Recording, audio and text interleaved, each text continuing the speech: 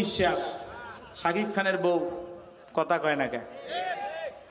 এর আগে ফেরদাউসের সময় বললেন নায়ক ফেরদাউসের পক্ষ নিয়ে নৌকায় ভোট চাওয়ার জন্য জনগণের হাত পাও ধরলো, যে আপনাদের হাতে পড়ি পায়ে পড়ি আমার ফেরদাউস ভাইকে পাশ করান।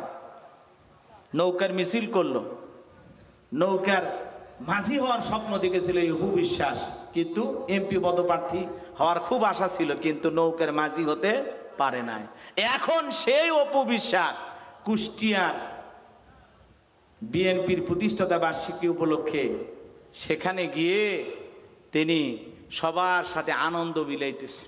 আওয়ামী লীগের এমপি হতে চাচ্ছ, যে আওয়ামী লীগের এমপি হতে চেয়েছিল সেই অপু বিশ্বাস এখন বিএনপির অনুষ্ঠানে, বিএনপির বলেন না কেন, এরা কি হলো পাল্টি বাস, এরা কি এই নায়িকা সেই নায়িকা যে নৌকার সাথে মিছিল করেছিল। অতএব এদেরকে আবার ধানের শীষের ভিতরে নিয়ে আসেন না, কথা কন ঠিক কিনা? আল্লাহ বিএনপির ভাইদেরকে বুঝ দান করুক। নায়িকা নিয়ে এসে প্রতিষ্ঠাতা বার্ষিকী পালন না কইরা নিজেরা একটু দোয়া করেন আল্লাহর কাছে, কথা বলেন।